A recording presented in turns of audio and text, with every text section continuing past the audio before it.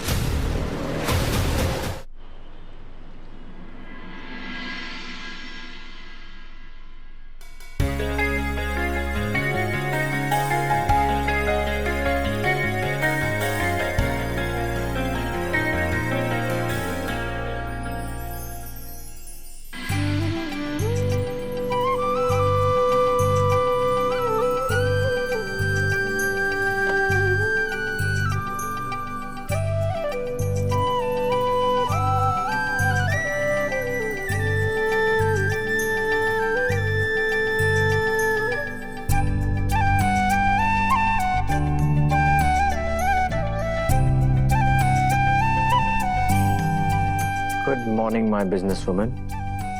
Good morning. मैं Divya madam ने देख कर आई।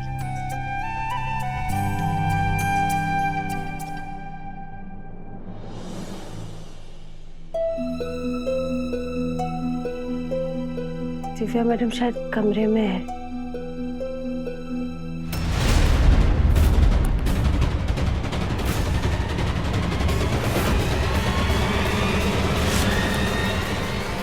अरे कंप्यूटर और उसके पुर्जों में इसी का पानी छू गया। देव सर, दिव्या मैडम, देव सर जल्दी आइए। उसको क्या हुआ?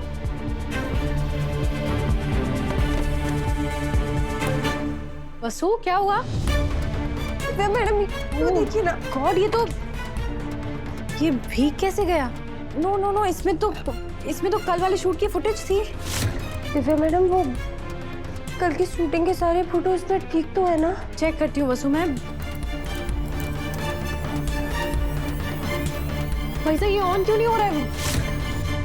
भीगने की वजह से लगता है हार्ड डिस्क क्रैश हो गई है। अब इसको तो रिकवर करना ही मुश्किल होगा। मतलब कल की सारी मेहनत बेकार। एक मिनट, गोपाल काका, हीरा काका, इसी देखिए ना। वसु आई एम सो सॉरी, ये मेरी जिम्मेदारी थी ना। ये फुटेज, हार्ड ड्राइव, सब कुछ एसी से पानी।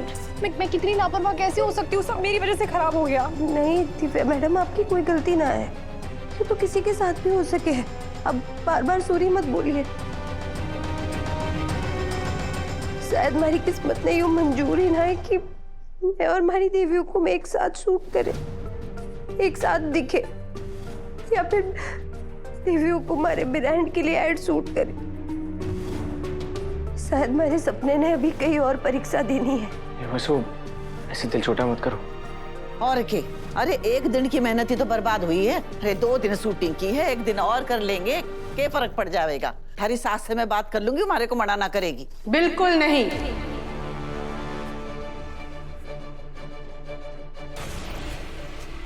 माफ कीजिएगा माजी साहब, लेकिन हम दोबारा कोई शूट नहीं करेंगे। क्यों? और थारी जुबान और थारे वचन का क्या होवेगा?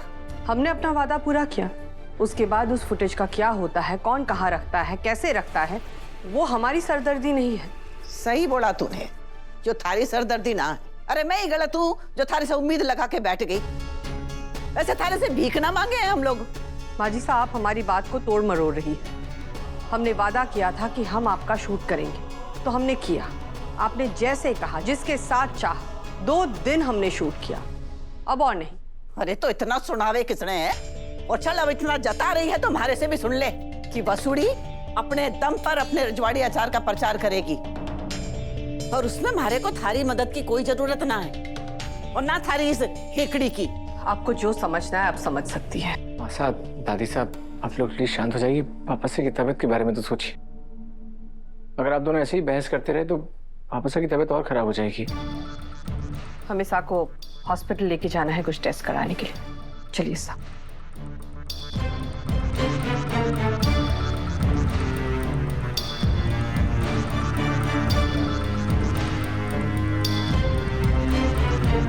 ये हुआ कैसे? के हो गयो? दादी साहब मुझे बिल्कुल अच्छे से याद है, कल रात को मैंने तो एसी ऑन ही नहीं किया था काम करने के टाइम, बल्कि मैंने ऑफिस की खिड़कियां भी खोली थी हवा आने के लिए।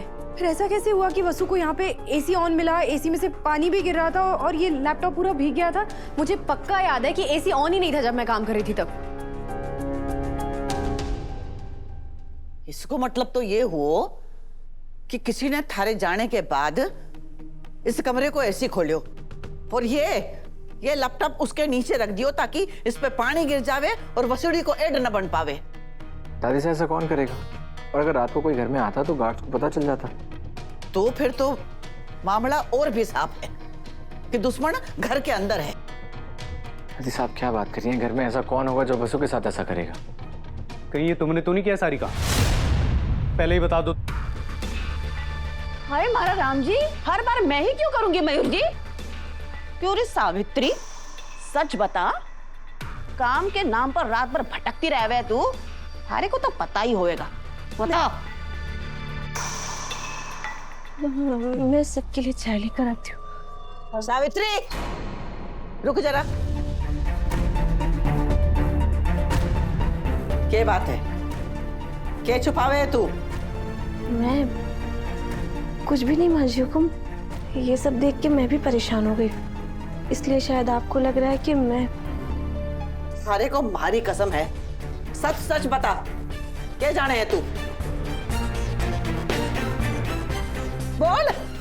वो सुबह तकरीबन 4:30 बजे मैं बड़े हुकुम के लिए मेथी भिगोने आई थी, तभी मैंने वो हुकुम को ऑफिस में आते हुए देखा था। फिर थोड़ी देर बाद वो चली गई। अरे मारा राम जी, इस बार भाभी सा विलन निकली।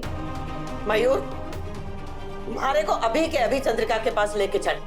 मालूम है कि वो अस्पताल गई है, लेकिन उसके आने तक मैं ना रुक सकूं। साफ साफ उससे पूछना है और साफ साफ हमारे जवाब चाहिए। चल। नहीं दादी साहब, आप कहीं ना जावी। आप कितना बड़ा अनर्थ करने जा रही हैं। देवी हुकुम हमारी देवी है। भला कोई देवी अपने भगत के साथ गलत करने का सोच सके है कि? आप इतना बड़ा इल्जाम सिर्फ देवी हुकुम पर ना, हम सब पर भी लगा रही। आप उनसे एक सवाल नहीं करेंगी बस। बिल्कुल दादी साहब, और आप भी सोचिए, मासा ऐसी गिरी हुई हरकत करने के बारे में सोच भी नहीं सकती हैं। और इस बार मैं आपको अपनी मनमानी नहीं करने दूंगा। आप मासा को कटघरे में नहीं खड़ा करेंगी। चंद्रिका को चरित्र ऐसी ओछी हरकत कभी ना करेगा, लेकिन उसको गुस्सो, हाँ वो कुछ भी कर सके। ऊपर से दिव्या और सावित्री की बातें लागे है कि अब मारे कोई जासूस बनना पड़ेगा। आपको हमारी कसम है, अब देवी हुकुम से एक शब्द नहीं कहेंगी। ठीक है, तूने कह दियो तो मैंने मान लियो।